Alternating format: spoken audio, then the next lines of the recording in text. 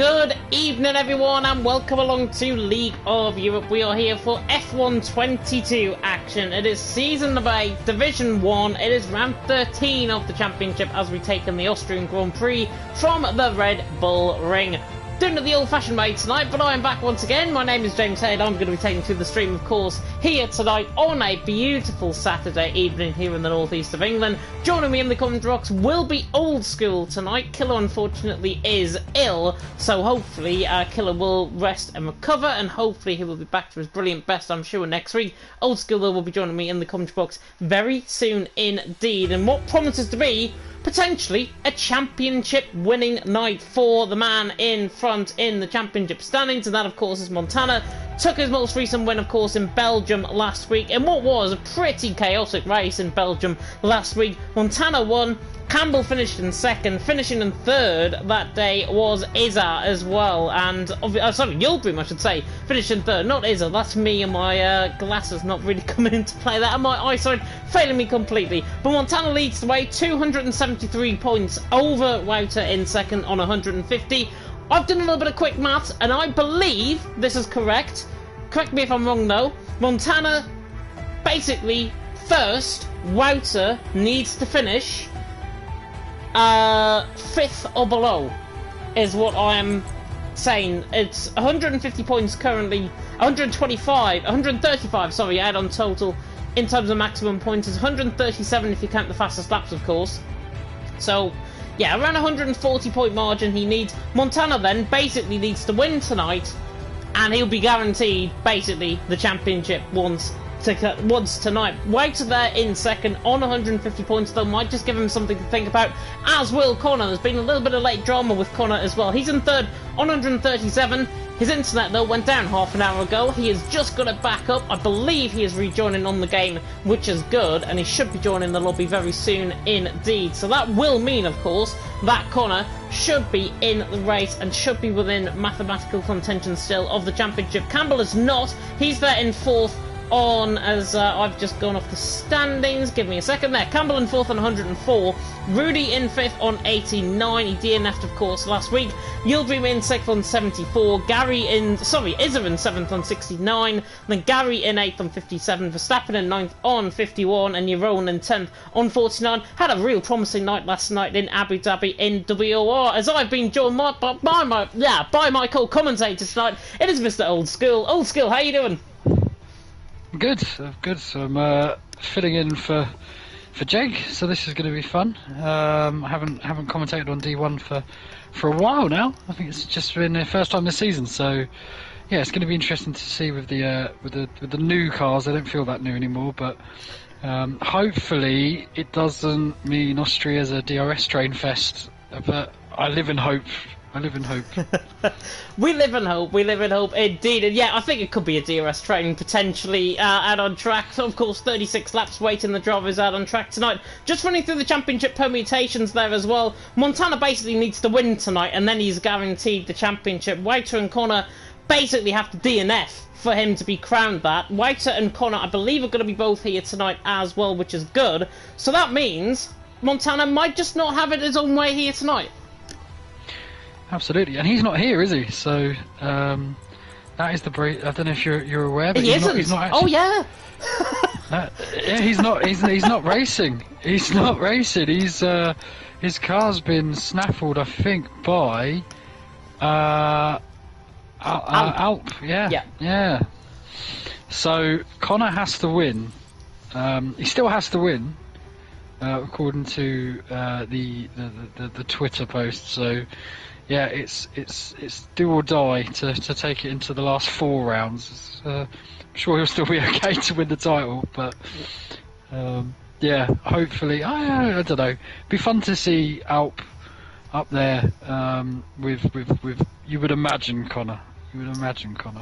Yeah, well, we saw Alp 2 weeks ago in Baku, of course, the race that I unfortunately had COVID in, and so I didn't actually see the race. But Alp was very quick. I watched that race replay back. He was very quick that day in Baku. Maybe some of the same features, of course, are going to be had tonight in Austria. Around a 1:03 lap time you would expect around here. It's a very close qualifying grid, I am sure. around this, how many kilometres circuit? I need to get a track map up because I'm not used to commentating on the PS4. Normally I have it right in front of me on the OBS and set up on the OBS, but I need to get a track map up. You can tell I'm not prepared coming into tonight, but there we go. But the 20 drivers are now loading into the lobby, which I can report. And yeah, Jav was right there in the comment section saying Connor as well does need to win here tonight to stay within mathematical contention of the championship fight. White, of course, not here as well. So basically an open door for Connor. However, though, I'm going to put my hat into the ring already and say Rudy, I think, is potentially going to be a big contender here tonight. Did well around here in PSGL in the early part of the season.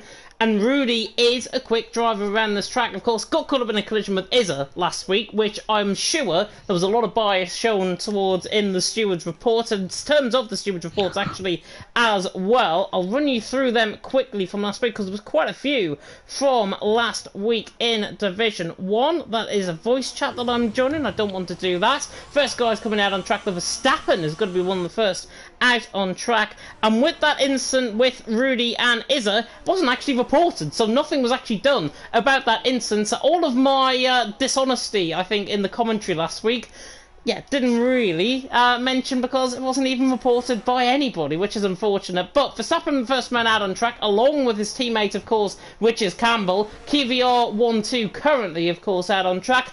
Is that going to be the case here tonight? Because Campbell and Verstappen normally quite quick around here.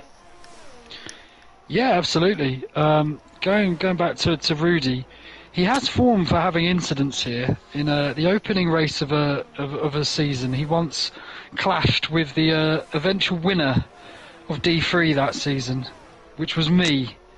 So me and him had a right ding dong here, and he took me out. But all's fair in love and war. I get on very well with Rudy, but he can get in incidents, and this track is very easy to do so. You can go side by side here, but you've got to leave a lot of room, and these guys don't tend to leave tons. They leave just enough. So yeah, Eagles over pace, I think, maybe potentially tonight, but who knows? Campbell on the run down and towards the right hand of turn number 1, through the louder curve, and then on the run up the hill, in towards turn number 2, of course, the little kink at turn number 2, the MotoGP layout there on the right hand side, and then in towards Remus at turn number 3, and a 16 flat through the first sector from Campbell, not too bad at all. Verstappen just within enough range, I think, to get a bit slipstream in behind, so potentially going a little bit quicker than his Scottish teammate in front as he runs down now in towards turn number 4 at Schlossgull, which is a corner that I can actually pronounce around this track, which is good. Now coming through the right-hander of turn number 5, and then in towards the Pirelli curve at turn number 6, which is going to be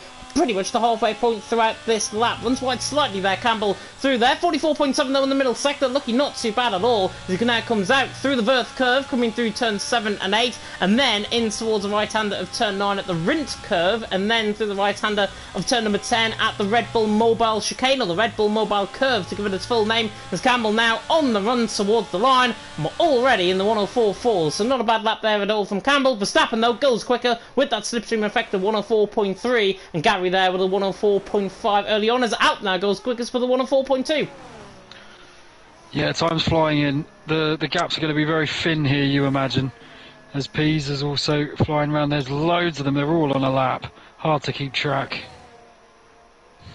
Definitely hard to keep track indeed, but it's Albert on top, Verstappen in second, Campbell there in third. J. Cole, I believe, is on a run in through the turn number 9 through the Rint curve, and then through, of course, the Red Bull Mobile curve through turn number 10. Pack grandstands, of course, in the background there. Jekyll now on the run toward the line, should go around Car Mentalist area. He does indeed. He goes 12th position ahead of Car Mentalist, who is suffering from a hangover. Luckily though, he is back here tonight, and hopefully he's been outside all day and recovered very well. He's down there in 16th position, not really the pace that has been shown. Glad back on the lap as well. Connor in the meantime, 105.8 his first lap. The Aston Martin really did not like that first lap at all, and there's a spinner in the background. That's one of the Alpines, right? And I think that was Gladbach on a lap. It wasn't. It was Car Mentalist, in fact. Just proving hangovers don't kill themselves in a day. Absolutely.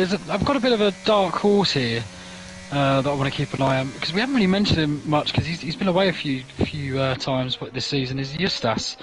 Justas and Wouter, I fancy them to do something here this evening as well, but Justas has to put some better times than a 104.8. But keep an eye out for him. Connor was on a run coming through the final corner. He's just invalidated though on the exit of turn number 9. So Connor now has to basically troop around, get another lap in, and then try and go for another run potentially, as I think he is committing to another run, certainly. But it's Albert on top, Verstappen in second, Campbell there in third. Same lap times, by the way, further up the field that I've noticed between Izza and Rudy. Interesting, because both of them collided last week in Belgium, and they both set the same time. Basically both copying of each other, and hopefully there's going to be no instance between them both here tonight. Both Rudy and Izza currently there in 6th and 7th position. Gary there in 8th as well. But currently out on top, Montana in disguise, currently leading in Austria. Yeah, absolutely. He's kind of he's doing the Montana role perfectly as well, isn't he? He's slotted right in. I don't think Gary's going to be able to claim his number 1 driver this week, unfortunately. He won't indeed, unless he sets a 104.1 or something like that and goes quicker than out. That's the only way to prove yourself, as now Connor tries to prove himself coming through the right-hander of turn number 9, through the right-hander again of turn number 10, and on the run toward the line, on board with Connor. And again, really didn't push on that lap. He's just setting bank laps, I think, at this stage, trying to get a hook up in terms of that setup. It's a 105.7, but he needs to put more valid lap times, I think, on the board. He's currently running around, basically doing a practice session, I think you could argue, at this stage with 6 minutes gone in qualifying. And a 16.4 in the first sector. Now, if he was using ERS, it'll be a 15.9 potentially in the first sector from Connor. He's quick around this track. But a 105.7, clearly he's been losing a bit of time with his internet obviously going down. And Connor is now trying to make up for time, basically by doing a soft run in qualifying, which really isn't the order of the day. And with him being in a championship fight, and with him still getting a potential chance of winning here tonight as well, Connor needs to up his game, and I think he needs to up his game probably in the next couple of minutes. Yeah, absolutely. I mean, the one thing I would say is Wouter's not going to do well here today because he's not here. Just realised. Which is the reason why we're focusing on Connor so much. But yeah, no, I think in some ways I hope Connor does win for Montana's sake, because you don't really want to win it off track, do you? You know, it's not really what you want to do. He probably deserves to celebrate it, but I'm sure he won't mind either way. Funky Chicken, by the way, saying in the chat, as Matthias is up in the first sector, 16.1 in the first sector. There's other drivers on laps as well, just preparing for laps at this point. Matthias was invalidated coming through turn number 3 at Remus. I'm going to try and pick up on board with somebody. Campbell is up by a tenth of a second in the middle sector, coming through the Verve curve there of turn number 8, in towards now the Rint curve of turn number 9, and then through the Red Bull Mobile curve at turn number 10. Campbell looking quick on this lap, trying to put it up here with Alpine. Needs to find around 500ths of a second to try and go on to pole position for now. Campbell to the line, goes short by around 400ths of a second. Not a bad lap there at all. Verstappen is up in the middle sector as well, so both AlphaTauris looking quick. Gary going fourth as well, proving that there's no fallacy in a number 1 driver for AlphaTauri here tonight. He goes there in fourth, and Verstappen in fact has actually backed off down there in the middle sector. I think he's preparing up for another lap. But Alpine on top, Campbell second, Verstappen in third, Gary in fourth, Yildirim there in fifth. Just trying to see if there's anybody else on the lap. Rudy, purple out of everyone in the middle sector, absolutely thundering around the track in the middle. He just kept it in bounds there. This is looking rapid. If he can keep it nice through here, which he looks a tiny bit tentative, I would say, but pretty Beautiful. Nice through the final corner. Oh, fourth. That looked a lot quicker than what I was leading on to there, to be honest. He lost a bit of time in that final sector. And I think, coming back to your point, he did look tentative coming through turn number 9. So maybe just a little bit more ballsiness, potentially, from Rudy. And he could gain potentially a tenth of a second there. He's within range of going pole. Just needs to find that time, as Brendan now goes into 5th with a 104.4. Wow. Rapid pace for Brendan there. That's very impressive times for him as Alp. Wow. Wow. Is it Montana in disguise? Have to find out at the end of this session, but it's Alp out on top, 104.1, Campbell there in second, Verstappen there in third. He was up on his time, he's actually back in the pit lane because I think he's running out of fuel, so Verstappen there in third. Jekyll, by the way, went up to 8th as well, 104.5, good lap actually from the Red Bull man. Ferrari round out of turn number 1, potentially is Justas on an out lap. In fact, Justas is on the other side of the track, so that must have been Izza out of turn number 1, spinning the car round. Pease is up in the middle sector as well, purple out of everyone in the middle sector, or according to his time anyways, a 44.7, and he's got an Alpine in the way, which I can only assume is probably Commensalus in front of him. He runs wide, and that's not invalid coming out of the final couple of corners. P's on the run to the line. Did improve by 400ths of a second, didn't improve his position though. I think he might have just got ahead of Jekyll potentially, but P's in 8th. Very on limit coming through. Track limits, of course, are being monitored here tonight by Mr. Eloise Stewart, or Mrs. Eloise Stewart. Alpine on top, Campbell in 2nd, Verstappen in 3rd, Rudy in 4th. The P's there in 8th. Took a little bit too much track limit, but still was a valid lap. Don't get it. Yeah, very, very odd. Brendan just provisionally, if everything finished as it is, he'd nearly double his season points total if he could manage to stay in 5th. He's on 11 points this season. That so he's really outperforming himself. It's just as I say, that he loses a place to Connor. Yeah, he does indeed. Connor there down in... Where is Connor? He's in 2nd, 104.2. No wonder I couldn't find him. Connor there in 2nd, 104.2. That's more like it from him. Alp, though, the Turk currently out on top. Former Side Max Motorworks driver, of course. I believe he might still be a part of the team. I'm not sure. Simon, though, is on a lap for Talent Factory in the Aston Martin. He's now coming to the left-hander of turn number 6 at the Pirelli curve. It's Alp out on top. Connor in 2nd. Justus there in 3rd. And Simon through the middle sectors. Not too bad. 44.7. 2.5 tenths up. Improves in this final sector. Simon's looking towards the 104.3 mark, I think, in terms of this lap. There's a crash, I think, in the middle sector. Mercedes certainly round. Your I think, maybe caught up in that either with potentially Rocco, one of the Mercedes at least. As Simon now on the run towards the line, and it's a 104.2 and he goes beyond his teammate. Very good lap. Very, very good lap. I mean, we're seeing classic Austria again, aren't we? Just look at the gaps. There's hardly anything between each place except first, but even then it's less than a tenth. This is just standard Austria. Such a short lap.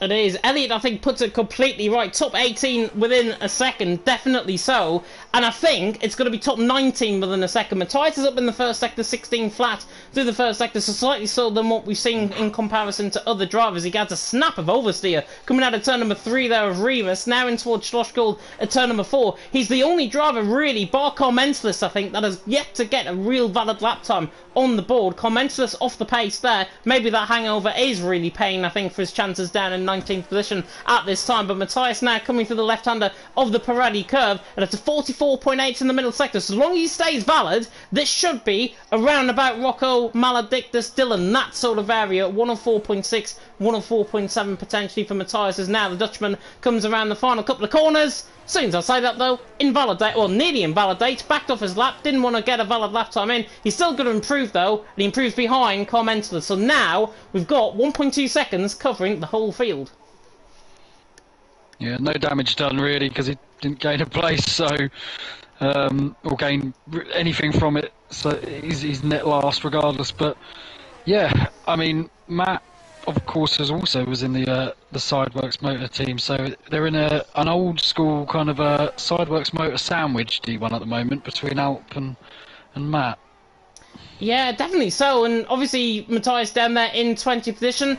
Weirdly, I used to actually commentate on him in another league that I used to run, which is very strange indeed. Rudy, by the way, went second, and is purple in the first sector, so watch out for Rudy here. 104.1, coming through Schlossgold at turn number 4.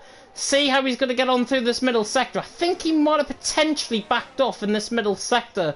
Looking to the left-hander now. Yeah. And yeah, he has. Rudy has backed off in this middle sector. Of course, PSGL F3 champion last season, taking the sights, of course, PSGL F1 this season as well. And has been doing quite well, I've got to say, in that division. Has been struggling a little bit. WR last night as well. He was looking quite good until he crashed out in recent weeks as well in WR. But Alpad on top, Rudy in second, Connor there in third. Connor, though, now has just started up on a lap, so right on board with him. On the run up towards turn number 3 at Remus. If it's a 15.9 in the first sector, he's there or thereabouts. That's exactly what I like to see. 15.9 in the first sector from Connor. Oh, yeah. Goodness me! Big snap of oversteer. That's his lap completely gone. Connor, as soon as I was bigging him up there, I was looking good through the first 3 corners. And then out of turn number 3, just gets completely on the rear end, and Connor spins his way potentially out of provisional pole. Yeah, not No, not what he needed, and he's. Is he going to go again? I think Keep he an eye on will. the battery. Well, he's using battery, so I don't think. I think he's going to pit. No, yeah. Yeah, he's going to pit. Gary, I think, is preparing up for a lap as well. He's the only other driver, actually, bar Pease, who's actually in the remnants of this final few minutes of this qualifying session. So Gary first up.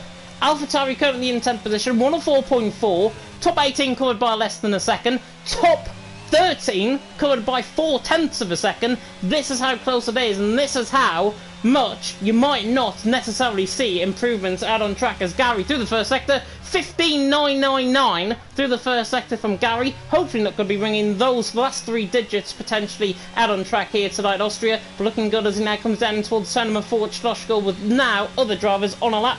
Kyra there, by the way, in the chat as well, saying, why is Montana not racing? We don't know why Montana is not racing. I believe he's gone to maybe sun himself on in France once again, potentially from a couple of weeks ago. But Montana not racing tonight. And that means Connor needs to wrap up the championship. Gary, though, in the middle sector, looking very quick indeed. 44.6, purple in the middle sector. And not looking too bad as the AlphaTauri man as he now comes through the right-hander at turn number 9 and then to the right-hander at turn number 10. The invalidates coming out of turn number 9 just got too greedy on the inside curve, forces the car out, and Gary there down in 10th position, and that ruins his next run. However, he's backed off, so he might go for another run after. Yeah, and his fuel light isn't blinking, so you've got to wonder if he has stuck in a bit of fuel. Also, you get 3.5 laps here, so depending on if he can kind of just nurse that car around, he might be able to actually get another lap out of those softs. But Montana is actually go-karting with his work friends. I know that. He's actually gone go-karting, and good luck, because the go-karts don't have ABS. So. Terrible. Well, it might mean that he comes back and uses no assist next week. That's a challenge that I'm going to give to Montana upon his return to LOE next week. Alpine on top from Rudy in second, Connor in third, Diamond in fourth. Out, by the way, invalidated through the first sector. Justas has done the same. He's also invalidated. We've seen an improvement there. I think Yulbrim has just gone third in the Haas. There are other drivers on the lap as well, including this man here, Campbell, coming through the middle sector. Currently 300s down in the middle sector, so not looking too bad as he now comes through the Verth curve, or is it the Verth curve? Yeah, the Verth curve, and then towards Rint curve at turn number 9, and not looking too bad actually here, Campbell on a lap. He needs to improve, and he's got a bit of traffic in the way. That's an AlphaTauri, I think, on the final corner. Campbell runs wide, and that just puts him off. This is next lap invalidation as well, and he would have improved beyond Thyman up to 5th. No. Oh, Verstappen! Wow! Where did that come from? How's he fluked that one? Unbelievable. Aston Martin, I think, off track. Sorry, AlphaTauri, I should say, off track is not Alp, it is the other one of Gary. So Gary is done in terms of his runs out of track. There's a Red Bull round in the middle sector as well, which we're coming up to with Alp currently in second. He was 500s down to the first sector. Rudy as well is on a lap. He's just starting a lap, in fact. So Alp now coming through the middle sector. What can the Turkish man do? 400s he's got to find. Red Bull gets out of the way on the left-hand side. Huge middle sector, but he's 900s down on this purple best middle sector, so Verstappen currently out on top. This all now comes down to whether or not he has got the balls coming through the right-hand return number 9, and then to the right-hand return number 10, and that just seals it because Alp is invalidated. The time has now run out, so Alp is not improving. Rudy is not improving through the first sector. Middle sector and final sector, though, he seems to be a lot stronger. Connor there in 5th as well at this moment in time. He's down in towards Schlossgall, and he's 1100s up through that first sector. So Rudy now coming to the middle sector, coming through 10th down on the middle sector, 44.6 through that middle sector jointly. Thyman also on a lap coming through the final couple of corners in the Aston Martin, but Rudy now on the run towards the right-hander of turn number 9 as Connor's retired from the session. Verstappen also out of the session as well. Izzer is also retired. Rudy though on the run towards the line, invalidates. Would have been a 104.2, not bad at all. Justas there around the final couple of corners is a 10th and a half up, so he could potentially go pole position here. Verstappen out on top, Thyman now in second. Justas to the line, goes third in the end. P's also on a run, I think. He's coming through the final couple of corners. He's actually off a run. Jeroen off a run as well. Same with Maledictus. Maledictus actually improving on the run towards the line. And Maledictus goes 19th and still doesn't improve. But Verstappen is the one out on top. Thyman there in second, Justas in third. I'm not sure why many people are actually retiring from the session. Are we getting some sort of restart potentially out on track? It doesn't look like we are. I'm really confused. I thought I saw somebody leave the session, but Verstappen out on top, Thyman in second, is the front row of the grid at the end of qualifying. That wasn't what I was expecting. Fair play. Verstappen's set a great lap, but he's got a lot of work to do to keep some seriously quick people behind. Yeah, I think he actually got a little bit of slipstream potentially off another car who was actually a little bit of traffic in front of him through the final couple of corners. That is why I think he's on pole position. Verstappen then out on top from Thyman there in second. Justas in third. Well done to anybody that predicted that top three, because I certainly wouldn't have. Out there in fourth with Rudy in fifth, Yildirim in sixth, Connor in seventh, and the top seven covered by a tenth and a half. Not too bad at all, but Connor's got a big mountain to climb to try and regain potentially some impetus in the championship fight. Campbell in eighth, Pease in ninth, Dylan there round off the top 10. Then it's Izza, Forza, Brendan, Gary, J. Cole, Gladbach top 15. You're on with the same lap time actually. Matthias, Rocco, Mala, Dixon, and Carl Mentelis are the 20 drivers out on track, and we've still got all 20 guys in the lobby, which I can report. So I think it might be just me making it up as we go along, as always. I think here on the LOE streams on a Saturday night as we go. It's a beautiful blazing blue sky and sunshine once again for the Austria Grand Prix. Of course, formation lap is on here tonight as opposed to other leagues that I've been doing in recent weeks, so that now can really delve down into the analysis. Verstappen out on top, Thyman alongside him. Those two, though, could potentially be eaten up by the grid, with the likes of Connor, with the likes of Alpine behind. It's going to make for a fascinating start. Yeah, 100%. I think it's going to be really, really tough for Verstappen. Pad tends to lend itself a fine to one-lap pace, but over a race distance, I mean, it is a bit of a pad track, but even then, it's very easy to make a very silly mistake on a pad compared to a wheel, in my experience. So, fingers crossed. It'll be interesting to see the tyre choices. I imagine a lot of hards, to be completely honest.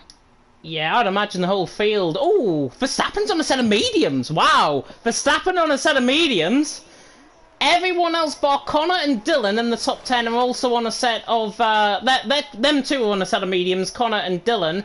On a set of hards are Thyman, Justas, Alp, Rudy, Yildirim, Campbell and Pease. Probably on the better strategy, I would imagine, around this track within the top 10. And then only one driver in the bottom half of the field on a set of mediums. Gladbach on a set of mediums in 15th. Either side of him is Forza, Brendan, Gary and J. Cole, 11th down to 14th on a set of hards, and then you roll all the way down to Carl Mentelis, right down the bottom end of the field. They are all on a set of hard compound tyres as well. Now, I've done commentary around here in Austria before on this game, as Forza, Brendan and Gary have just had an absolute cluster mess coming through the middle sector there and have caught up in the same in an own collision. I think Carl Mentelis has also spun coming through the first sector there as well, which is not great. But I've done commentary around here in Austria on this game before. Normally, pinpointing in terms of strategy, medium compound tyres last anywhere between 12 to 18 laps, and I'm putting a real conservative figure on that because it all depends on the driver's tyre wear. If you're good on your tyres, you're going to be good in terms of your strategy. If you're not, you could potentially struggle, and then potentially struggle to get those hards towards the end of the race.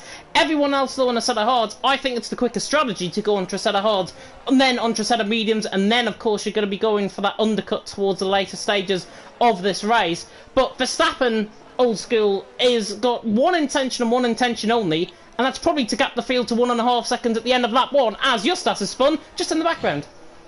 So is Connor trying to warm up his tyres. The biggest danger about the medium runners, if there is a safety car at any point after about lap 16, they are in a world of pain because they're going to have to use the hards, which are not going to be the quickest tyre, and the field is going to have a massive advantage. Yeah, definitely. So Pease, by the way, is just squirreled across the whole entirety of the track there, down in 9th. He's positioned his car so far off to the right-hand side, I don't know what he's doing. Fire lights, though, coming out here in Austria for round number 13 of the championship in LOE Division 1. And it's lights out and away we go, and Verstappen gets an awesome start off the line. Thyman is left in his wake, and Justas now is going to run side by side with him in towards turn number 1, in towards the ladder curve. Verstappen leads 7/10 of a second already from Thyman in second, Justas in third, Rudy there in fourth. Everyone, I think, is clean through in the background. Maledictus and Carl Mentelis wrestlers certainly going side by side on the background. Here comes Rudy though on the inside line, nearly falls onto the grass there by Justas, the Lithuanian and the Dutchman down the inside of turn number 3. Forceful move by Rudy, forces Justas completely off track. He rejoins and bounds onto track beside Yildirim and Connor, and now he's getting eaten up by Connor and Campbell as well. Verstappen though already 1.1 seconds out in front. Diamond in second, Rudy in third, Alpin fourth, and Justas is out in the wall on the left hand side coming down in towards turn number 3. Might be getting out of the way there, but Verstappen out the lead, 1.2 seconds, already a blistering start by the Dutchman. I wonder if Gary's got some damage. He's really struggling. Him and Carmentis go wheel to wheel. And that is going to be some side pod damage for Gary. And that is going to be wing damage for Carmentalist. Those two just have a magnet. They started 9 places apart and still managed to find each other. Yeah, it's unfortunate. Gary, I think, is okay in terms of damage. Justas, certainly not. He's got left side end plate damage on the car. Same with Commentus after that collision. But Verstappen leads 1.4 seconds. What a blistering start that was by the Dutchman. Thyman there in second. Left in his wake. Rudy there in third. So it's Talon Factory second and third at this stage. Connor, by the way, has also gained a couple of positions off the start. So he's gained 2. Yvonne and Rocco, however, both Mercedes up 6 positions. Obviously, Hamilton and Russell need to be binned in the wall, I think, potentially, in terms of the setup and in terms of the positions gained early on. Yvonne and Rocco there, 6 positions gained, but Verstappen leads the way, 1.6 seconds. But now, it's a matter now of if he can keep gapping those guys in behind, because those hards by now will have been warmed up. Yeah, 100%. And I'm starting to think, Rudy seems to be struggling on race space to stay with Feynman, because they're both using a lot. I mean, Verstappen has used a ton as well to obviously gap them, but a lot more ERS usage than I expected early on, as Connor is very well placed to potentially do some moves here. Yeah, he's got 81% of EOS coming out of turn number 10 at the Red Bull Mobile curve. Verstappen now 2 seconds out in front from Thyman in second, Rudy in third. They come through the louder curve for the third time, and it's now, of course, DRS enabled as Izza all over the back, pretty much shoving Rocco there, coming through turn number 1. And now, running up the straight, Rocco has got slipstream on Jacob, but he doesn't need it because Izza now pulls to the right-hand side in towards turn number 3 at Remus. There should be job done for the Ferrari. Mercedes forced out. Beautiful move by Izza. He's through and he's into 12th, making up for that collision, of course, last week with Rudy, who luckily is further up the field. Yildirim on the back of Connor as Justas have retired into the pit lane. It's a disaster for last year's champion, of course, Justas. Verstappen though out on top, Diamond in second, Rudy there in third, Alp currently in fourth, Yildirim still all over the back of Connor. It's almost as if those mediums have just not warmed up to Connor's liking. Obviously with that lack of practice, Yildirim with more practice under his belt and more laps under his belt, he is on the back of him and already looking quite threatening. Yeah, 100%. It's looking like such a massive train as well, though. I cannot believe how long this train is. But one mistake from these guys, they're all going to be fairly on the edge. D1 doesn't get many safety cars, but if there's a track that you could see one, I reckon it could be here.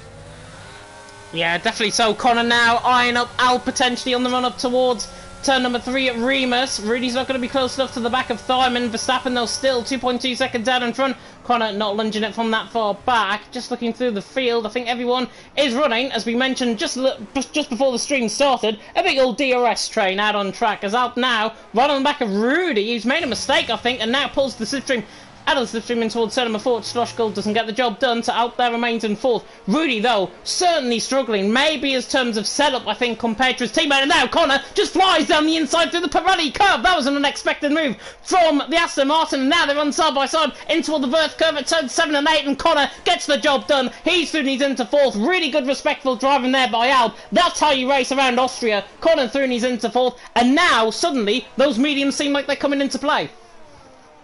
Oh, we have a yellow, and that is Gladbach. Yep, Gladbach round coming through in the background of Shock, coming through turn number 8, that was. And Alp still on the back of Connor, maybe threatening a move potentially in towards turn number 3 at Remus. But he's not going to get the job done from there. And he's got to watch out for Yildirim, because that was a bit of a ride on the curb from Alp. He looks so quick down the straight line speed, doesn't he, though, on the AlphaTauri on the run up towards turn number 3 at Remus. Not going to get the job done. Speaking of jobs done, though, falls of Brendan right on the back of Rocco to the inside line of turn number 3. The Irishman, the Brit, nearly cascades into the back of Izza, and somehow they remain. Line of Stern coming out the corner. Rocco remains ahead. Falls of Brendan into 14th, still in that position, and Yildirim in the back, still of Alp. Really good race so far. Verstappen leads, Thyman second, Rudy in third. Yildirim, that was all over the back of Alp. Yeah, there seem to be a lot of lockups into turn 4. It's a downhill braking zone, so it's nasty for that. So it's very easy to make a mistake. You're going to see moves through Pirelli on the back of mistakes being made there. I think is where most moves will be done. Yeah, definitely so. You'll dream there in 6th.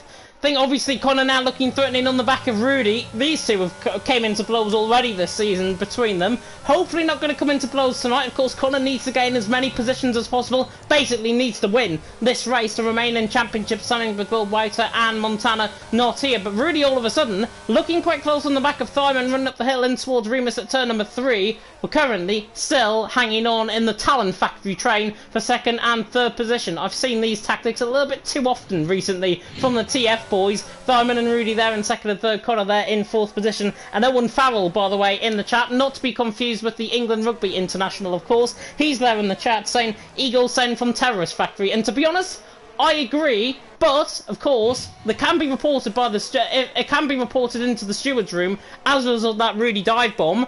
If it's not, then nothing will be done. Simple as that. Yeah, absolutely. So things have to get reported for anything to occur. But yeah, those guys are looking. They'll be very happy as well, because if they can keep Connor behind on those mediums, his tyres are only going to get worse, and the gap isn't the end of the world to Verstappen, and it's only probably going to start coming down, you would assume. So whilst it looks like Verstappen's in control of this, I don't think he is.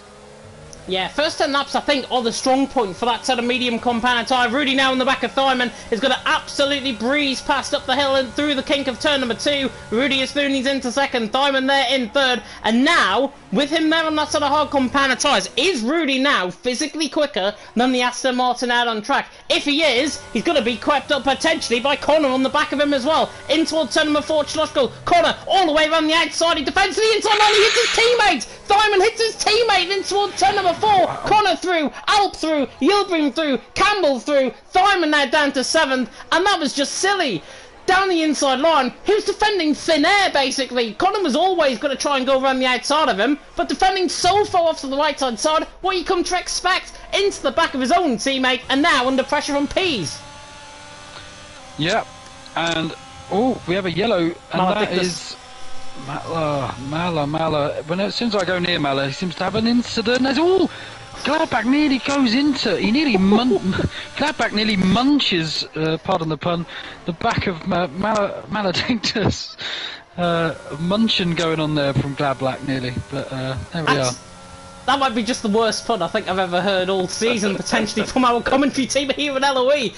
I'm only lap 8 out of 36, so welcome along if you haven't tuned out already. Verstappen leads the way, Rudy in 2nd, Connor in 3rd, out there in 4th. Connor had a real snap of oversteer though, coming out of turn number 3.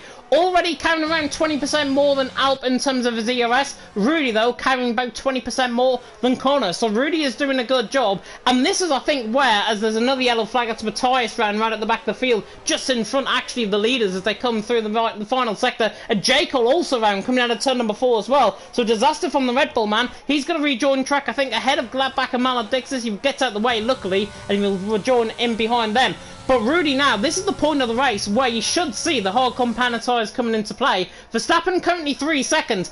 It's not as if he's breaking the bank with that gap at this moment in time. Rudy already saving ERS, which means he is going to try and go a lot longer into this race than Verstappen, which therefore could mean that Rudy could go on to a set of soft compound tyres before the end of this race, as Connor now is going to have a go up the run and towards turn number 2 and 3 at Remus. Here comes Connor on the inside line. Rudy doesn't defend, and Connor is going to be through, and he's into 2nd position, and that's exactly what he needs in terms of his championship fight. Rudy all out of shape as well in the background, now gives Alp a potential chance down and towards Schlossgold, but Rudy, with that straight on speed, pulls away. I don't think anybody is going to be close enough for a move.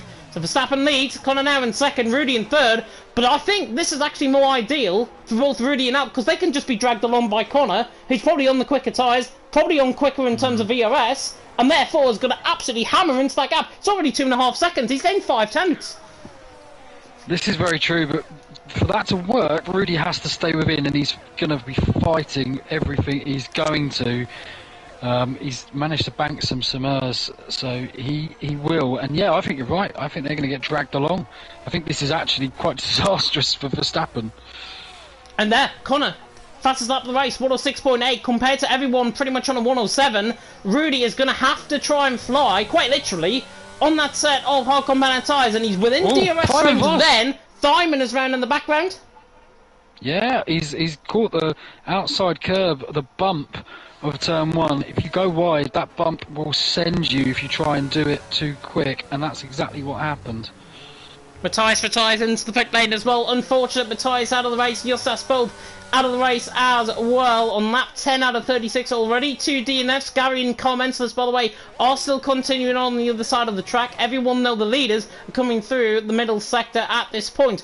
Yaron on the back of Dylan. Look, Dylan's looking quite quick, to be honest, on that set of medium compound tyres. But Yaron had probably one of his best nights in WR last night in terms of his overall performances. Drove very well in the sprint race. Didn't go according to plan for him in the feature race. That was in Abu Dhabi. Abu Dhabi, of course, coming at the end of the season here. But Yaron looking now quick. Dylan is the one that's becoming the cork in the bottle. He's now lost to ERS to Pease. So therefore, Yaron might just try and make this look a little bit easy if Dylan is pushing too hard on those tyres. Yeah, and the pace now from the front, well, second through to 7th, is going to be quick because they are getting dragged along by Connor. So any stragglers are going to get highlighted and exposed here. I think there could be a potential break in the train at some point in there because Connor is setting at a lightning pace. Yeah, he is, but everyone's been being dragged along at this point. Yaron now.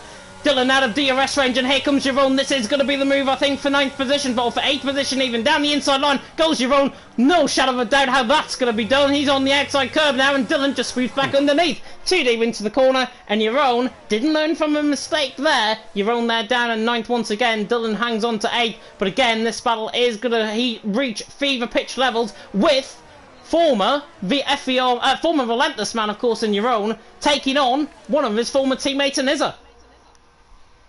Yeah, absolutely. Gary's pit again. He's on his last life. If he spins or pits, he will be lapped and effectively out of the race. So he needs to find himself careful. But yeah, it's Connor still just making some ends meet. His commenter list is DNF'd, and that will mean safety car. Our yellow friend, Bernd Mailander, come on down.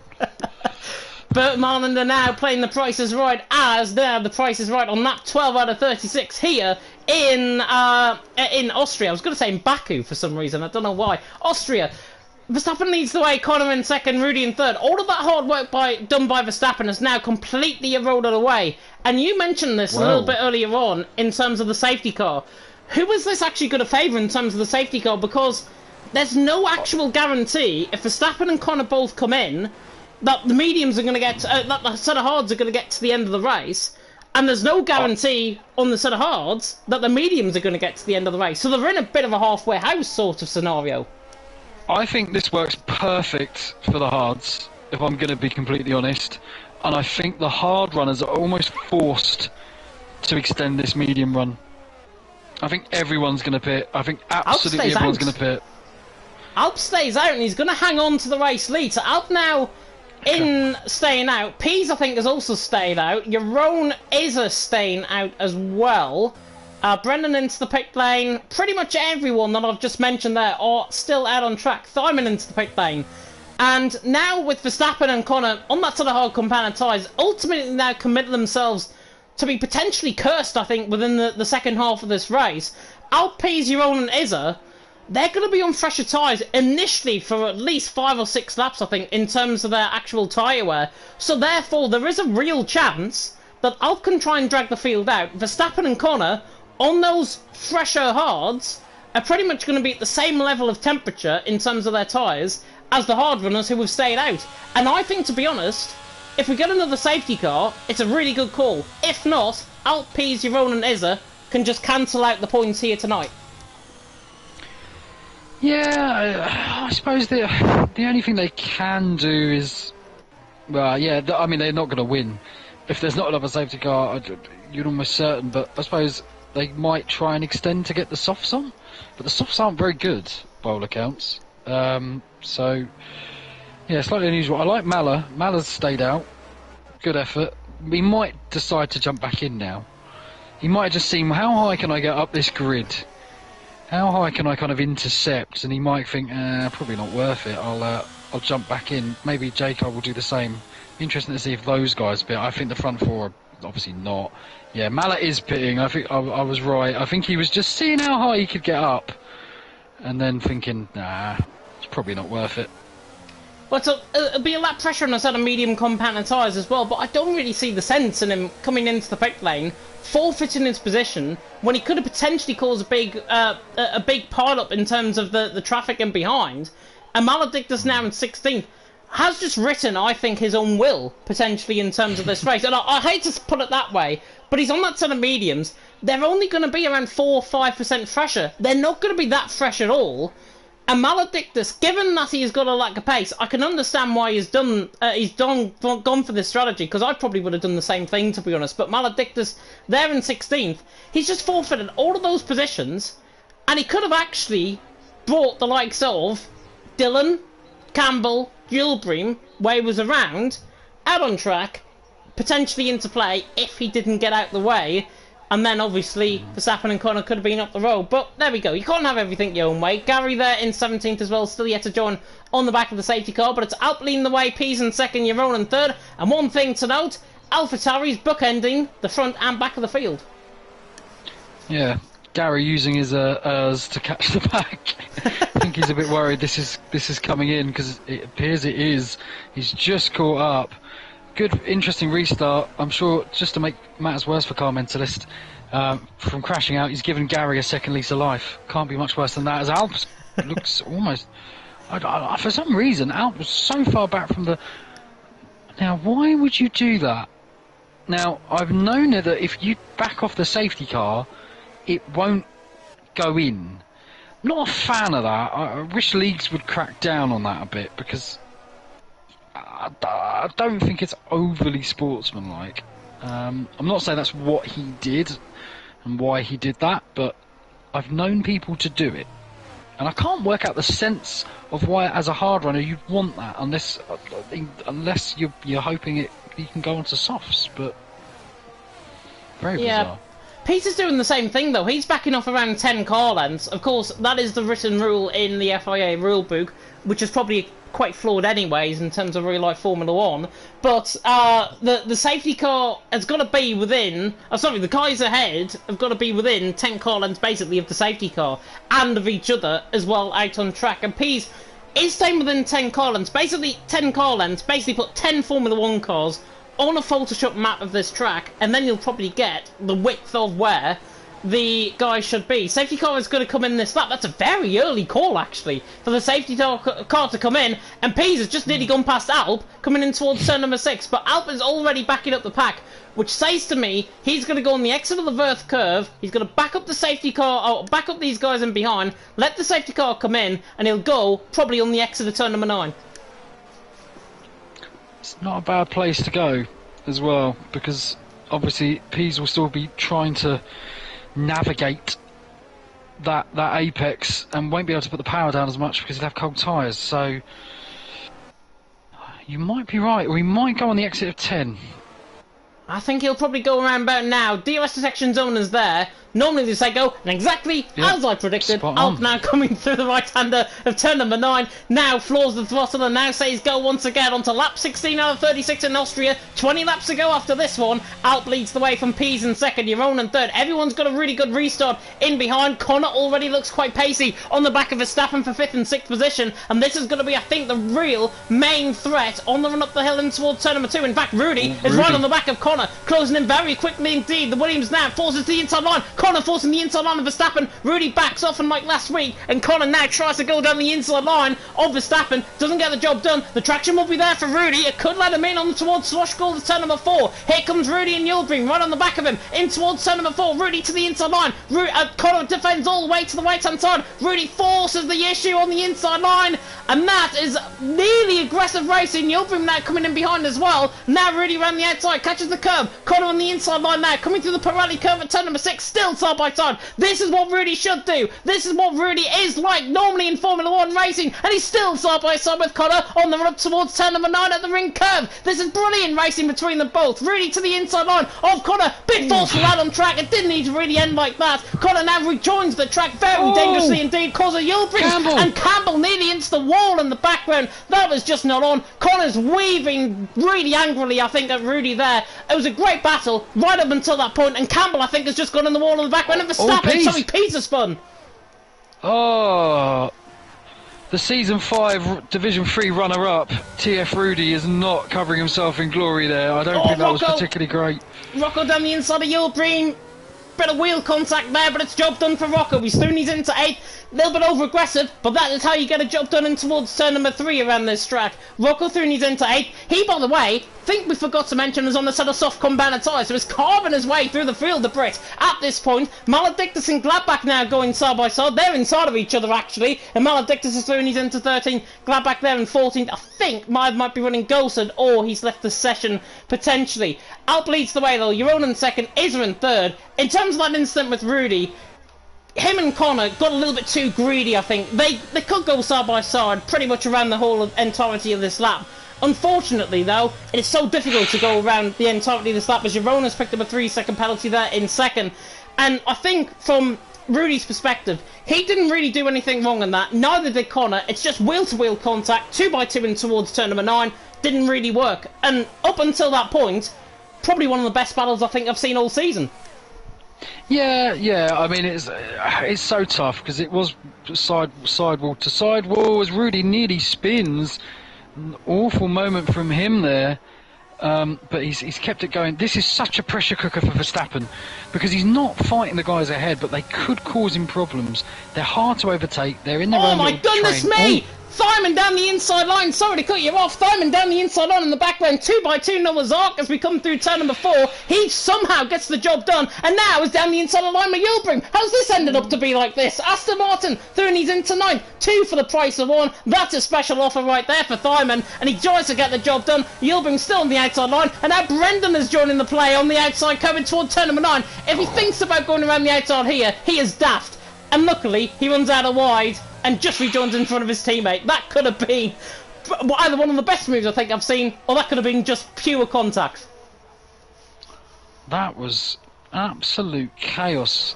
Just catching the end of that. I mean, this track always delivers some spotlight moments, and it's doing it again as Fireman's going to make light work here of Rocco, whose tyres will now be absolutely shot. Brendan tries to go around the outside of his teammate, coming through turn number 3, and Maledictus. Sorry, Brendan Cole got him in contact there with J. Cole. I'm not sure if he's got rear wing damage potentially. Verstappen ran on the back of Izzer and all of that as well, further up the field. We can't keep up. We can only follow the action that we're trying to bring you. Alp leads the way from Jeroen in 2nd, Izzer in 3rd, Verstappen in 4th, and that, I think, those sort of hard compound tyres, Verstappen and Rudy's right on the back of Verstappen. Verstappen has been caught with an absolute wash of cars here. Jeroen and Izzer are ahead of him. Alp's up the road by nearly 2 seconds. And this is exactly how I thought it would plan out. Alp getting away, Jeroen and Izzer backing up Verstappen. And therefore, if there's another safety car, Verstappen and Rudy have pretty much just written their own wheels out on track. As now Rudy, all over the back of him in towards turn number 1.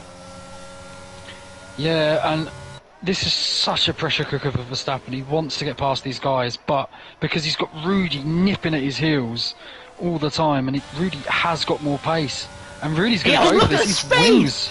Look at the speed down the inside line and towards turn number 3. He's going to risk it late on the brakes, and that's contact with Izzer, and he's been sent round, and that is just not on. Izzer round as well and all of that. Verstappen now Thurney's into 3rd. Dylan all of a sudden is up to 4th, and now for potential P2 out on track. And Rudy's all of a sudden now side by side with Izzer. Again, really silly amounts of contact. And Diamond now getting in, and Izzer's just been spun. And this is ending up now a bit like Donkey Kong racing, I think, at this point. Up leads the way. Jeroen in 2nd, Verstappen in 3rd. And Connor has been caught up in an incident as well. And I think he's got right side end plate damage. He does. Connor's got right side end plate damage. Goodbye, championship. Wow. I mean, I can't work out how Rudy's in 4th. So much happened there. There's so many people pitting. Oh my goodness me! Oh my God, Time and Boss. They clowned into each other into the pits. Someone's made an absolute Western Supermare. I can't work out who. But this is... Connor. Oh my God! Connor! Yeah, I mean... there's that. There's retirement in the pit lane, and then there's that, what I've just seen. Thyman has also retired in the pit lane as well. Both Aston Martins are out. Gladbach and Campbell. Campbell, by the way, somehow still going in 17th position. There's front wing damage for about 5 cars there. I can honestly understand what this race is now happening. Alp leads the way. You're in second, Verstappen in third. The clean guys, or most of them anyways, are up the top end of the field. But that was just quite literally one of the worst pieces of driving I think I've seen in Division 1, if not this season, maybe in the 7 seasons of commentary I think I've done. Because this is, remember, top-tier racing, and top-tier drivers normally don't act like that. Yes, it was a Constantina effect, but come on, guys. This is Division 1 right here. It's not Division 4, and it's certainly not Division 5 from last season. You guys know better. These guys want action. Deliver it. Otherwise, they're going to be in real trouble, as J. Cole is into the pit lane, I believe, for his pit stop, and Pease is also doing the same thing. So they're both in. Alp leads the way, Jeroen in second, Verstappen in third, and somehow it leads up towards Rudy potentially getting a race win, which I think, given how this race has gone, he's going to get the move done on Verstappen in the meantime. Absolutely flying past him in towards turn number 3. Rudy gets the job done. He's down in the net lead of this race, with Alp and Jeroen still yet to pit in. But this race has just gone to complete and utter mess, as Izza is now retired off track coming through turn 8. SC? No, probably not, because it's off track, so I imagine the game will say, no, that's alright. See, the funny thing with this, and again, feel free to cut ahead if we get any action here, but the problem I have with what Rudy did there was he span Izzat and then tried to overtake him into the next corner when they were both ghosted. Yeah. Have a bit of decorum. Like, I'm sorry, like, I don't know, I don't understand how you can spin someone and then race them down to the next turn. Like, I'm a bit lost, but there we are. Yeah, it's mad. It is mad. Yildirim now coming to the right-hander of turn number 1, and he's right on the back of Verstappen, and Verstappen, unfortunately, in all of this, is going to be probably swept up here by Yildirim to the outside line. This is actually really good racing in towards turn number 2 and 3. Hopefully it's all a sense of deja vu. Tries to go around the outside, Yildirim, coming through turn number 3. That's clean coming through there. Traction gain. Yildirim through and he's into fourth. Beautiful move. That is what you call overtaking here in Austria. Yildirim there through and he's into fourth. Verstappen tries to fight back. Good battle that. Yildirim through and he's into fourth. And now, net second position out on track with Alp and Jeroen quite a way up the road. They are potentially, if I'm not mistaken, they potentially could rejoin behind Gary coming out the pit lane. Set of soft compound of tyres. They're going to be motoring at the end of this race. How is Gary managing to be in a net fourth? What is this race? Alp's in. He was last. Unbelievable. Oh, Alp's in. Fair play. So he's in a great. Do you know what? Ironically, don't rule him out, because if that little mini train breaks up, he's going to be in so much fresh air. And I don't think Gary's. And I don't think Gary's going to put up too much resistance. He's gonna be flying. It's going to be hard, but I wouldn't completely rule him out of this. Yildirim on the back of Rudy, I think, doing more. I think everyone. As soon as I say that, there's a bit of contact coming through turn number 3. God, we can't catch a break here in LOE Division 1 tonight. Yildirim on the back of Rudy in towards turn number 4. He's not going to be close enough down in towards Schlossgold at turn number 4. But Jeroen leads the way, Rudy in second, Yildirim in third, Verstappen there in fourth. Alp has joined 5.5 seconds behind Gary. I think he's just made a mistake out of turn number 3, which just has brought that gap a little bit more, a little bit further out. But compared to Gary on those sort of hard compound tyres, there's no actual presence that Gary could get to the end on those tyres. He's on 15 lap old hards. They're going to be shot at the end of the race. That come 27 laps, I think he's going to do on those tyres. And Alp 5.7 seconds in behind. I'll be all over the back of him, I think, in maybe 4 or 5 laps, as Jeroen now responds coming in the pit lane. Yildirim's on the back of Rudy. Rudy somehow now leads this race. Yildirim is now somehow second. And Verstappen, from absolutely being obliterating everyone off the start, is somehow in third and still within real good contention of this race win. It's now Yildirim on the back of Rudy once again in towards turn number 3. Pray for contact, please. Or pray for no contact, please. And Rudy hangs on to the lead of the race as Yildirim all over the back of him gets a really good bit of traction coming down the straight in towards Schlossgold at turn number 4. Is he going to try and get the job done? He might! Down the inside line, that's very late on the brakes. Rudy on the outside line, I think should hold it. Yildirim on the inside line. Yeah, traction from Rudy to Imperia, and Rudy still leads the lead of the race. But Yildirim, if I was in his shoes, I wouldn't think about getting this move done, because we've seen it all before with Rudy in this race. Tell you what, Verstappen's going to be sat there behind going, you lads crack on. You take the most out of those tyres. Good, keep going. And I'll just swing by and overtake you at the end, which I think is probably his plan, realistically. Yeah, I think if I was in Yildirim's shoes, to be honest though, I'd be sitting in behind, saving up that ERS, lifting and coasting through corners, putting Verstappen under a little bit more pressure in behind as well, and I wouldn't think about getting this job done, because potentially we could see 11 laps worth of real worthwhile racing here tonight, and if we do, Rudy will be absolutely thrilled, I think, with this, as now Yildirim around the outside, tries to get the job done. Room given there by Rudy. Yildirim should have the traction. It's now side by side, and Rudy does in fact have DRS as well. On the road towards turn number 4, he doesn't turn it off. Down towards turn number 4, and Yildirim tries to go all the way around the outside. It's like Hamilton and Albon coming through. Yildirim surely going to get the job done. Now wheel to wheel coming through turn number 5, and Rudy just about hangs on. Yildirim is trying his utmost, and now back down the inside of turn number 6. Every moment drawing breath for Michael Collins as now Yildirim to the inside line, gets the job done. Brilliant racing between them both, and now Rudy's coming back at him up the hill and towards turn number 9 at the ring curve. Rudy now through turn number 9, should have the inside line, should get the job done, but there's contact. Rudy round, and pretty much spinning out of contention for this race. Yildirim now leads, Verstappen in second, Rudy in third, and I'll reiterate what I said. Again, silly bits of contact. Turn number 9, 2x2. You don't really go around the outside or down the inside there, to be honest. Just silly racing. It makes Division 4 look like very ordinary drivers at this point. Oh, keep picking on D4. What have we done to you? We're alright. No, I'm saying Division 4 could drive better than what these guys are tonight. That's what I'm saying. Oh, normally do. Honestly, it's quality. Tune in later. Honestly, but Verstappen is probably. I mean, you got to love this if you're Verstappen, because now he can just sit there in that tow, wait for the tyres to go, and Gary is third. Like, I know he's going to get overtaken here quite. Oh, we've got yellow flag. Gladbank as he's munched some grass, unfortunately for him, and he's down in 14th, but. I'm speechless. I am speechless. This race seems to. And Yildirim's retired through the final corner at the lead.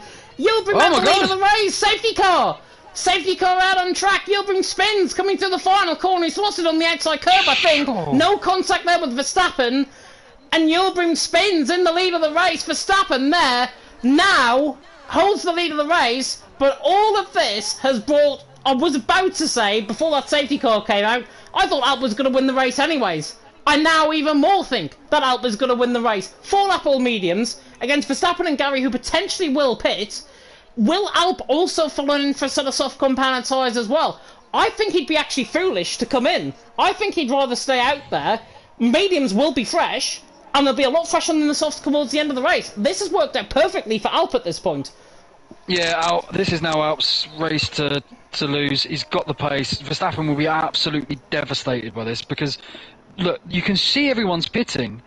Verstappen knows he's only going to go down to 6th. He probably assumes Rudy's going to pit. He probably assumes Gary's going to pit. So he's going to be in 4th. He's got to pit. Yeah, he's in. There's no value. There's no value in staying out, but it has damaged his race, probably beyond repair. And that is... Oh, I thought Gary was staying out. He just ran over the white line there, coming on the entrance into the pit lane slightly on the left-hand side wheel. So Gary there in second, Alp in third, and Alp is trying to back off enough so he doesn't get onto the back of Gary. He's going to be double stacked anyways. He's lucky because really, Rocco is the one that stays out. Rocco now is going to lead this race in Austria. This is mad. Rocco now leads. From a race ban 2 races ago, he leads in Austria on lap 29 out of 36. This is about as mad, I think, as I've ever seen Division 1 in 7 seasons worth of commentary. Rocco leads the way, Verstappen in second, Gary's in third, and he's on a set of mediums. I rate it from Gary, because those softs do feel awful. But the problem is, there's only going to be 5 laps. After 6 laps, they do go, but they'll be fine for now. Gary is it's a brave strategy. He's got the 3-second pen. Do something different. Why not? But how is Rocco leading this race? Yeah, Kiel there, I think, in the chat just puts it completely right, I think, from Connor's perspective. This is why Connor should not have retired. Exactly right. Yeah, I totally agree. Yeah. Connor should not have retired into the pit lane. I can understand frustration and everything and getting caught a little bit in incidents. And hell, we haven't been there at all. But we've certainly been there in league racing in the past. I mean, I've been in the league racing community 10 years now, and I've seen my fair share of racing incidents. I've been involved in racing incidents. I mean, side by side around the outside of the castle section comes to mind from my perspective. But Rocco leading the way, Verstappen in second, Gary in third. I don't want to get into that story, to be honest, because I think the person who I might have had contact with, it might be watching this race potentially. But Rocco leads the way, Verstappen in second, Gary in third. But yeah, totally agree with that comment. Connor should have not retired. As I say, I can understand frustration, but there's where you channel that frustration, I think, out on track. And that's what Connor should have done. He should have channeled his frustration and his anger out on track. We know how good he is when he's angry. And normally, Connor is better when he's angry than when he's not. And that, I think, is a shame, because we're not seeing him in this race. He's out of the championship fight. Montana now is effectively crowned champion going into next week. And all of this has only led to 13 drivers still in this race. It's just been... Yeah. what I can maybe say is I don't know, a bit of a sham of a race, to be honest, from half of these guys. Well, I'll tell you what. I think if Alp would have knew his opponents, I think he doesn't pit. I think he's done what is probably the best strategy against absolute warlords, but he's racing Rocco, Reggie for real, Gary, and Verstappen is a formidable opponent, but Gary's got a pen, and Rocco is, I mean, he's an absolute polar bear in Texas. He doesn't belong there, and he won't mind me saying that, but good on him. I hope he gets a podium out of this, and he could well do. He could genuinely well do with Gary and Jeroen having a penalty. Yeah, but remember though, Gary does have a 3-second penalty, and Jeroen got 6 seconds worth of penalties as well, and he's got a whole load of soft runners in behind him.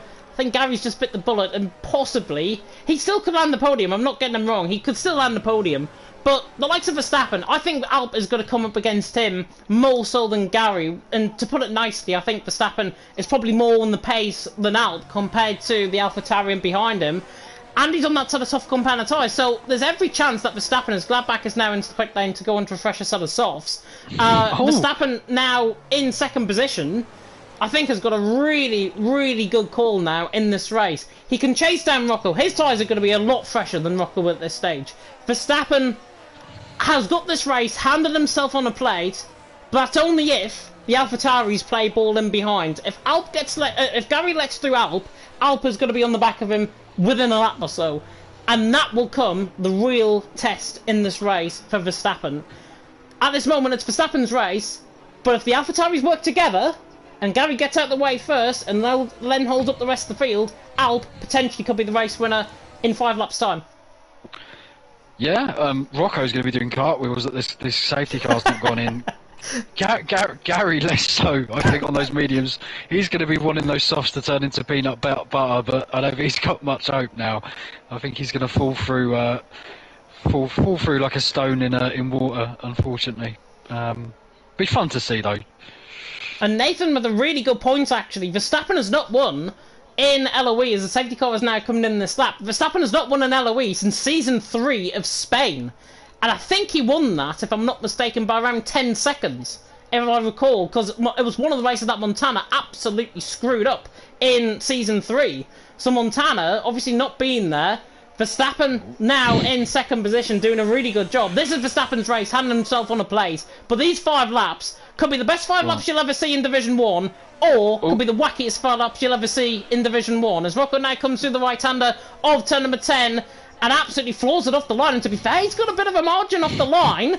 Rocco there leading the way from Verstappen in second, Gary in third, but everyone weaving on the tyres, trying to get those tyres heated up desperately. Jeroen, though, is in a point where his tyres are already warmed up. Out on the background of Gary as well. On the run up the hill and towards turn number 3 at Remus. Is Gary going to play ball potentially and let his teammate through? Alp forces to right-hand side. Doesn't get the job done. Gary goes a little bit too deep and out with the switchback. He's going to try and get him now for the move. Down the straight, the AlphaTauris, the Italian Bulls run side by side in towards turn number 4, potentially at Schlossgall. Rocco's still in the lead. Verstappen in second. And there goes Alp down the inside of Gary. Should he going to get the car stopped? He cascades into the side of him. Should get the job done. And he does indeed. Alp is through and he's into third. And that now helps his chances massively. Absolutely. He is going to smell blood now, and Verstappen is going to be desperate to get past Rocco. The polar bear in Texas, as I've dubbed him. As Rudy is struggling. Rudy might have some kind of side pod damage or something, because he's really struggling. His pace has just dissipated. Yep, down in 7th, he's losing time to the likes of Pease, the likes of Jeroen ahead of him. It's Rocco that leads the way, Verstappen in second, but look at that, he's already gained half a second in about 5 corners. And he's on the back of him up the hill and towards turn number 3 at Remus. The DRS will be enabled next lap around. So lap 34 will be when the DRS is enabled. Everything, though, has got very clean off the restart, which I'm really glad to say. Rocco leads the way, Verstappen in second, Alp in third. Will Rocco be able to keep this up, though? Probably not, because Verstappen's on the back of him now and towards Schlossgall at turn number 4. But there is a point, I think, that comes. Verstappen has got to try and go for the move early, I think. Alp will be on the back of him soon, and if he's not careful, Rocco's going to back him up, and Alp is going to be attacking up the hill and towards Remus next lap around.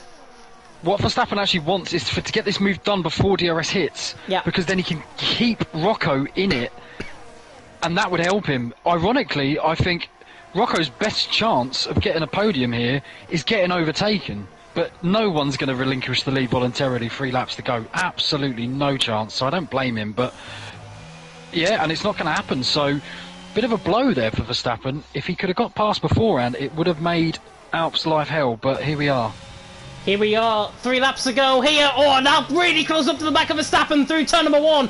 Verstappen made a mistake and Rocco gets away by 6/10 of a second. Verstappen now is having to defend very aggressively up the hill in towards Remus at turn number 3. Alp on the outside line now, trying to go around the outside of the Dutchman. Tries to go the long way, forces up on the curb, and he spins coming through as well. And Gary's now going to be back through and into third, and Jeroen is going to be on the back of him and towards Schlossgall as well. Rocco now under pressure, under attack for the race lead, still hangs on. Verstappen there in second, Gary in third, and Jeroen beautifully gets the job done on Gary down the inside line through turn number 4. He's into fourth. Don't rule him out of the race win. I'll tell you what. Don't rule Rocco out of the race win. Unbelievably, those tyres are only getting worse, I'm telling you. And Verstappen isn't gaining. Rocco's got more ERS as well. He's got around 10% more ERS coming through turn number 9. He's doing a really good job. The mediums are almost as if they're at the same tyre wear point as the softs, and Verstappen can't respond with the softs, so it's now going to be left up to Gary in third, potentially to attack Verstappen, and then potentially to get onto the back of Rocco for the race lead. Rocco is doing an absolute mad one. This might be the best strategy call I think I've ever seen. Rocco leads the way on the run up the hill and towards Remus once again. Verstappen in second, Gary there in third. Here comes Rudy on the back of Alp, round the outside, in towards turn number 3. There's contact in the background. Jeroen is sent round by Rudy. He was too late on the brakes as well, trying to go for the move on Alp, and he's been absolutely shifted down the field because J. Cole now down to 6th. Rudy now is back up to 5th, luckily, and there goes Verstappen for the race lead down the inside of turn number 4. Tries to get the job done. Rocco's still hanging on. He is parking the bus quite literally like Man United against Chelsea. Rocco leads the way. Verstappen in second, Gary in third, and to be honest, it's between these two. J. Cole on the back of Rudy. Can he get it done? He can't. He's really struggling, but we've got to go to the lead. Last lap shootout. We had a 5-lapper, which is ironic because that's about the standard of the lobby to decide it after the end of that safety car period. And Rocco is somehow, after 4 of them, still there.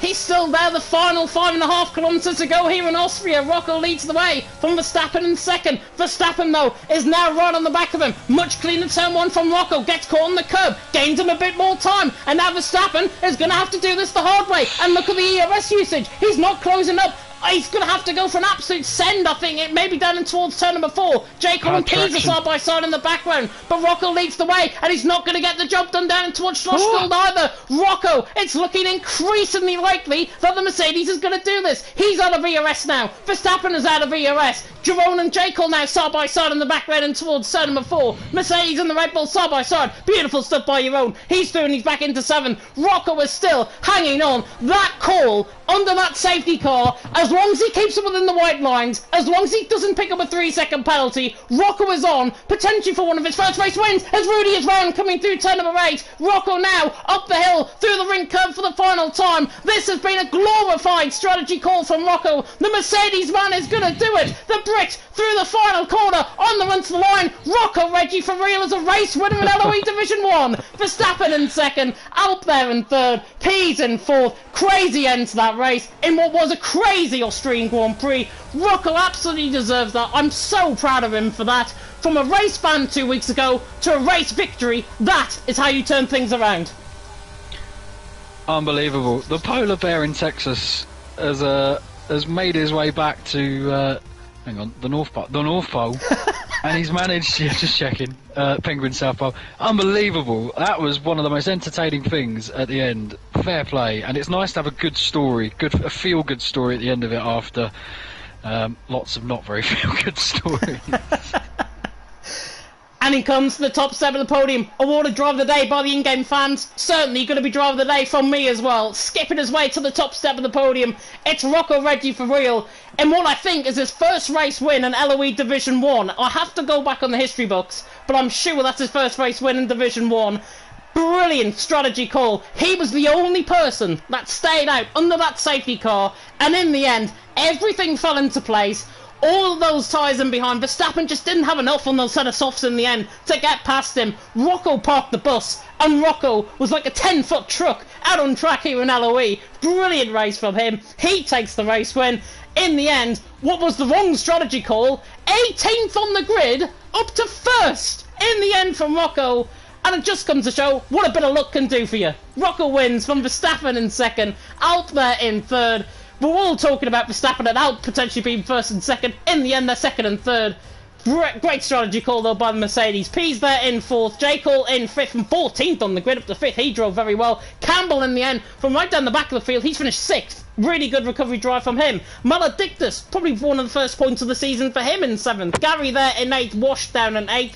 Brendan there in 9th. Gladbach there in 10th. Rudy in 11th, only picks up 2 points. Whether he'll keep those points, though, remains to be seen. Jeroen in 12th, Dylan there in 13th, the only other finisher. Yilbream, Ezra, Thyman, Connor, Commensless, Matthias and Justas, all DNFing out on track. Rocco takes the win, Verstappen in 2nd, Alp in 3rd. I really want to get Rocco in for an interview, as well as the top 3, of course. Oh, absolutely. I'll get on the invites, but that was absolutely unbelievable. I'm genuinely speechless. It was absolutely bizarre. I mean, what it does prove, and I will remind Alp if he does join, is if he didn't pit, he wins the race. Almost certainly on the back of Rocco winning it. No offence to Rocco, but you can't imagine that he would have struggled to keep Rocco behind him. So, bizarre. Yeah, really bizarre indeed. Looking at the comment section, Kiar there saying in the chat, absolutely deserved. I believed it from the beginning. I called it. Yes, you did indeed. And Rudy might be in hot water. Yeah, totally agree. I think Rudy might be in hot water indeed, as a result of many incidents I think that he was involved in there out on track. Of course, the stewards will have a look at every single incident. Of course, the stewards are not biased. Are maybe sometimes biased, but not biased towards Division 1 certainly, and I'm sure that will be looked at definitely. We've got Alp here in the chat as well, but we've got the main man, Rocco Reggie for real. You were a race winner in LOE Division 1 in Austria this season. Talk us through that, because that was probably one of the maddest races I think I've ever seen. Nah, that was the easiest thing I've ever done. As soon as everyone pit and I was first, I knew I had it sorted. And that strategy call, let's just talk about that strategy call. Underneath that safety car, other drivers probably out on track were thinking, what the hell are you doing?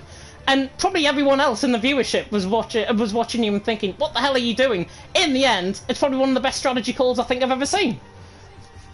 I don't know if you remember, but last season Austria I was on for the win, and it's because I pit onto softs, and then I couldn't get past Ur and Nathan, so I died. But I didn't pit this time because I didn't want to die, and I thought, yeah, if I lead for a bit, I'll be alright. To be honest, the only person in behind that died, I think, on that final lap was Rudy, unfortunately, and I think he sort of got a coming to him, I think, towards the end of that race with the instance that he was involved in. But through that race, you had a real load of fans, I think, come on board within the chat saying, come on, Rocco, and everything like that. What do you want to say to your fans, ultimately, as a result of that race? Because, as I say, I think this is, if I'm not mistaken, either the first or second win you've had in Division 1. No, it's definitely the first. I've been nowhere near the other times. But yeah, no, I do this every week. It's just I get taken out. I've got a good 2.5 seconds on the rest of the grid, but you don't get to see it. I showed it today. Old tyres, I'm fine. I'm not very good on fresh tyres. That 2.5 seconds I think that he's talking about is maybe Montana taking over his account for a week and trying to win every single race. Oh no. You've already caught me out. It's terrible. It's like Daniel Afton Formula E race at home, but there we are. Old school, I'm going to come across to you. Any questions? I will be honest, if you hear back, I did say that when you was in first, you was like a polar bear in Texas. I gave you absolutely no chance, so I do more of an apology. I wasn't familiar with your game. but no, that's all right. I didn't believe myself, to be honest. I was going to say, like, did you have any? Because I will be honest, I thought Out would have stayed out, and when he pit, I was quite surprised. I did say I don't think he knew his opponents as well. I think if he knew who he was racing a bit more, he might not have done it. But I mean, did you genuinely think? Hang on, all I've got to do here is hope that the two behind, because there was a little head-to-head between Verstappen and Out. Did you think that you were gonna get the race winner? Not really, but I thought I had a chance at top 5 because I pit on softs halfway through the race because when you had the first safety car and they were useless. I just couldn't get anything out of them. I got like 2 laps and that was it. So I thought if I held on until DRS comes on, I have a chance to hang on as much as possible. But no, I didn't think first. Top 5 maybe. Fair. Well done. I don't know. There's a lot of chaos going on. Did you see any? Dual beam hit my back twice, but that was about it. Same corner, but yeah, I think that was just when everyone's fighting and someone breaks earlier, so he just hit me in the back. Yeah, which obviously was quite unfortunate, I think, in that case. Looking at next week, of course, we go to Spain. It wasn't on the calendar last season. I know it was on, I think, for Season 6. How do you think you're going to get on around there? Is it going to be returned to DNF, Rocco, or was it going to be another podium? Well, I'll probably get taken out by Dylan that one, and I'll just go in like pools for 20 laps and hope for a safety car. Or something like that. You've heard of the strategy there first. Maybe a little bit of bias, maybe shown towards the stewards, I think, in terms of that strategy, if that does pull off. But there we are. And just to remind you as well about Spain, the last time you raced there in Spain, you actually didn't pick up any points. So I'm not going to preempt things or anything. Fuck's sake, I've got to make that, I can't, like, change any old tradition then. I have to stay out of the points. Have to stay at the point, but then again, you scored 112 points that season, so you were on, I think it was your best season in LOE in season number 6. But I think you deserve a cold one after that. I will let you go. Go and enjoy your evening. Oh, thank you very much. Got work tomorrow, so I won't be drinking. Terrible. Have one on me. Have one on me. There we are. Oh, just for you, James. Appreciate it. Thanks for commentating, both of you. You are very welcome you're a bum. indeed. And we will now move on to the man who finished in P2 in the end. Of course, that was Kvyat Verstappen. And Verstappen, I was saying at the start of that final safety car, you had the absolute promise on those tyres to get yourself into that race-winning position. It's almost as if the softs just fell away the final 5 laps. Oh, the softs were terrible. I mean, Old School can verify this. I was going to say the race yesterday, like, don't use the softs, they are terrible. So, yeah, no, under the circumstances, I'm happy with P2, and honestly, I'd not lose to any other person at Rocco, because, I mean, given last season, he deserves one as well. But, given the pace I had, I am also disappointed, because I think after that quali where, I don't know, I pulled out a mass lap, there was like a 10 faster than my PB at that point. And being able to drive away after one lap after a bit of carnage and behind, being on the better tyre, having the race in hand, and then having it ruined by someone who is a bit too impatient, I think we have seen. Yeah, I was not even going to fight him, I was just trying to let him through. He went to the inside and just hit his lap, and I couldn't avoid anything there. So, got damage. Everyone else behind did as well, and then really did more terrorism. Jobrim was victim to that as well, so I hope he gets his punishment that way. And then, yeah, because I had damage, I had to pit to the softs, even though I knew they weren't a good tire, and my mediums were already worn, so that was basically where yeah. I knew I had a chance, but I also knew the softs weren't a great tire at that point anymore. Yeah, I think given your qualifying, you had really good pace in qualifying. It was a bit of a shock to us, certainly in the commentary box, that you went on pole. And then, obviously, in that race, you were 3 seconds clear at one point until the first safety car. And then, from that point, you didn't... it's probably hard for me to say this in the right terms, but it's almost as if you looked like you weren't there in terms of the rhythm, and it's just... something just went off from that first 12 laps onto the rest of the race, which I think, in the end, has ultimately cost you the race win. Honestly, I wasn't too eager to get past. I preferred the mediums around to the hards in practice as well, but I just couldn't really manage to get past. I thought that'd be a waste of ERS, and then the guys on the mediums, I knew they might be able to go to the end, so I was not too keen on giving them a freeway as well, so having the train there wasn't actually too bad for me. But yeah, unfortunately, that does risk a little bit of damage, and that seems to hamper a bit. But well, we take the podium either way. Yeah, definitely. So, and you finished third, of course, around here in Austria last season. So I believe it's your best result, actually, in LOE in Division 1 around here in Austria, finishing second tonight. How does that bore you for the final 4 races of the season? Because obviously we've got Spain coming up next week. Is that a track that you like? Because I know you won there in Season 3. Yeah, I was going to bring that up, indeed. No, yeah, Spain is one of the... On this game I like it. It really depends on the game whether I'm good at it or not. This one I actually like it, so I hope I can get some decent points. Beyond that, I'm looking at Abu Dhabi towards the end of the season, and well, the other two are not my favourites, to say the least, Jeddah and Brazil. Jeddah and Brazil, but Abu Dhabi, yeah, hopefully that'll be one of your strong tracks. Old School, anything to add? No, it's just I'm glad he mentioned it, because he did say stay off the softs, and I just but I did feel for you, because I thought with that safety car, without it, he may have got the win fairly easily. I think after with all the chaos, so yeah, unlucky. I'm pretty sure Alp was too quick. He was catching me on those fresher mediums, and with a normal front wing. Yeah, it was too quick, so I wouldn't have... Oh, you had damage? I didn't know you had damage. Yeah, it was yellow-orange-ish, so I was just trying to hold on. Oh, fair. No, fair. Well, I think to the whole of the grid, other than Rocco, unlucky, basically. Yeah. Including but the yeah, next man. That is it, certainly from my perspective to Verstappen. Verstappen, go and enjoy your evening. Thank you. You're very welcome indeed, and we'll now move to the man who finished in P3, who's waited very patiently, I can say, in the chat. Of course, it is Alp, and Alp continuing on a very good run of form. 3rd place here, of course, 2nd 2 weeks ago in Azerbaijan. Last week you finished 5th in Belgium. This form has certainly came about from really good performances and very good consistency.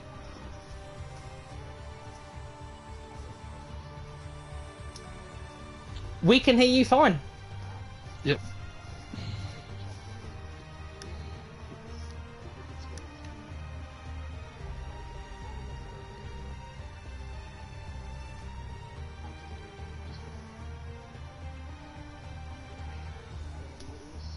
Oh, we can't hear you, Alp. I don't know. I think there might be a sharing issue on your end potentially.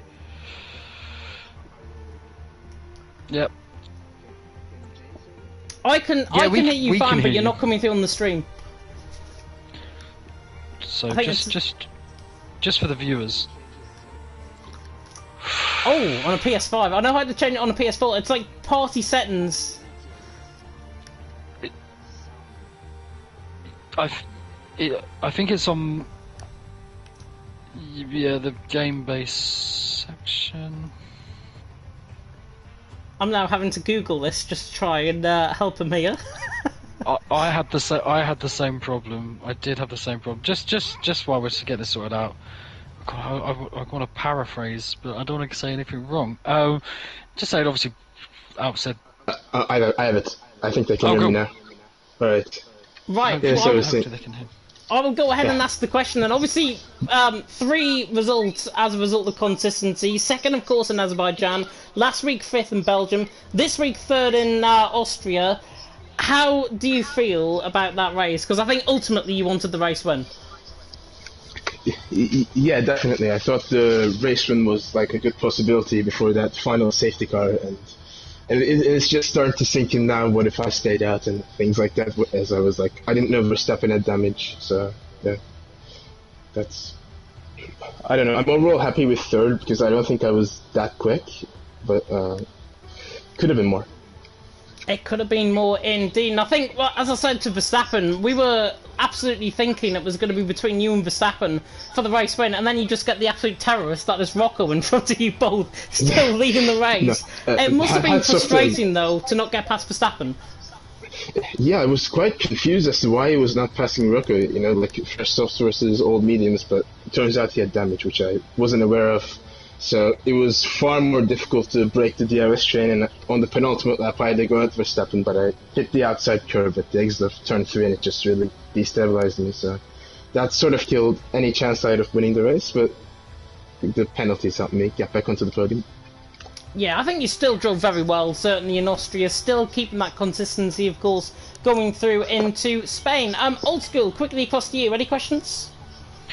Yeah, just want to say, it's not always like that. But yeah, you got a lot of views of the chaos. You kept really cool. How? I mean, was you caught up in the instance? I think you was to a degree, wasn't you? There was a couple that seemed to kind of hamper you through the race. Which ones? Can you say that again? Like, what was hampering me in the race? So some of the incidents, like there was a couple of incidents just and you kind of just got clogged up in the midfield, not necessarily in them, but like.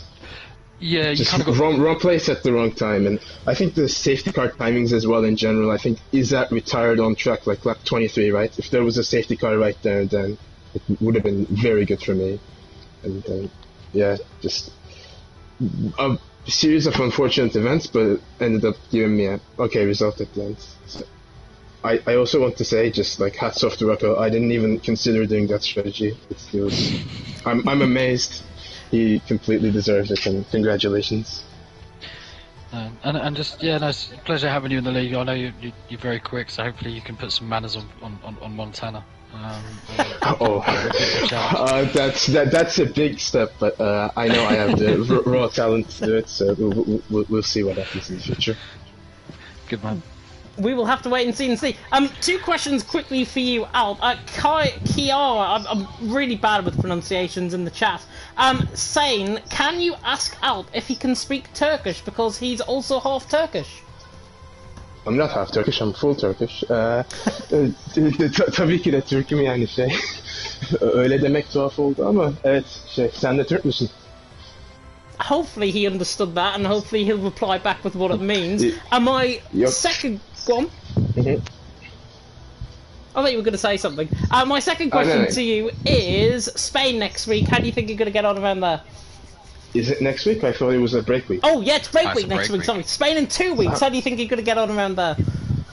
It's my least favorite track, but I will try hard as always to find some pace.